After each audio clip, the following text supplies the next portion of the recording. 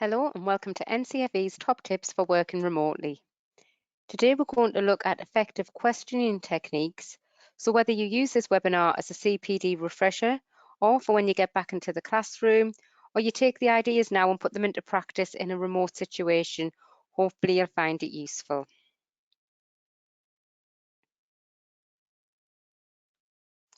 Firstly, an overview of what we'll be looking at. So we'll be looking at why do we use questioning, different types of questioning. Then we'll be looking at some definitions of these and examples, and then a summary at the end.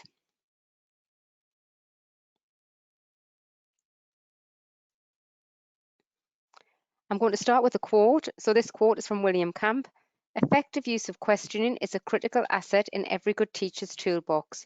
But just as good as a mechanic selects the right tool for the job and uses it correctly, a good teacher uses questions at the right level and follows good questioning techniques. So we'll be looking at the questioning different types of techniques. I've chosen the theme of the Battle of Bosworth to give examples for these questioning techniques, but these can be adapted for any subject or topic. So why do we use questioning? Research has shown that teachers who are classed as effective frequently plan and use a variety of questioning techniques. So popular techniques that we use quite often are open questions, closed questions, leading questions, but we can also guide our questioning through probing questions and scaffolding and positive and negative phrasing questions. So we'll have a look at these and some examples for all the different types of questioning on the list.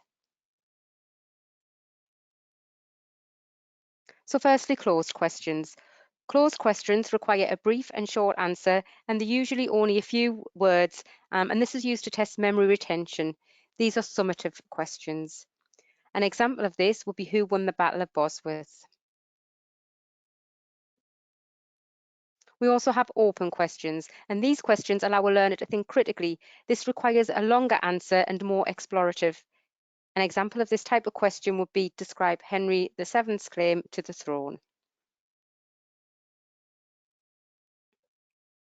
We can also have leading questions. This is where the questioner asks a question that leads the learner to put forward only one specific side of possible outcomes, and this tests knowledge in a specific area. In this case, explain why Henry VII was not rightfully entitled to the crown. You can also have neutral questions. This is a balanced question and it's designed to make the learner look at both sides of a situation. This is usually a higher ability question as it shows solid depth of knowledge. An example of this would be describe the arguments for and against Henry VII's claim to the throne.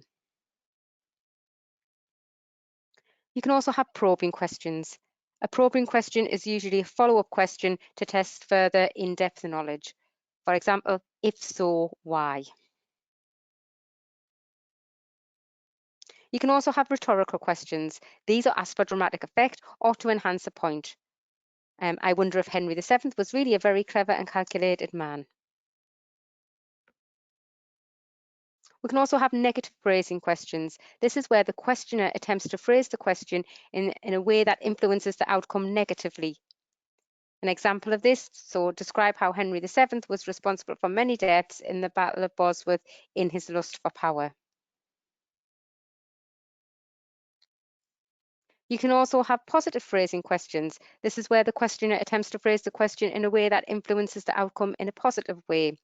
So describe how Henry VII was responsible for saving many lives when he won the Battle of Bosworth and brought about the end of the War of the Roses. You can also have display questions. This is a question where the answer is already known to the questioner, but it is to test the knowledge and retention of the learner. Example, why did Henry VII fight the Battle of Bosworth?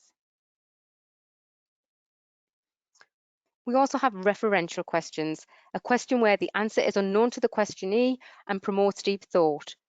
For example, how do you think Henry VII felt when winning the Battle of Bosworth? We also have scaffolding questions. This type of questioning is useful for learners who often need reassurance in their knowledge. possibly before answering the question. It helps to consolidate their knowledge as well as allowing for further learning. So this type of question gives the learner a significant amount of information in order to answer the question. So instead of asking, how did Henry VII raise money? You could ask, Henry VII was known to be excellent with money. He had a large number of subjects in his kingdom. How do you think he raised money? You can also have debating questions. These questions may not lend themselves as well in a remote situation, but you could run it something like a competition where you give the question where a learner takes one side of the argument and discusses whether they think Henry VII had a legitimate claim to the English throne, and get them to come up and see who comes up with the most, and use it almost like a league table. The one that finds the most, you could do this on a weekly basis. So this type of question is for the learner to discuss the possible outcomes. We also have reverse questioning. This is where you give the learner the answer and they have to come up with a possible question. So the answer would be the Battle of Bosworth. Possible question could be, which battle did Henry VII fight to win the English crown? So that's just a quick overview of possible questioning techniques you could try to use while working remotely. I'm going to leave you with a quote.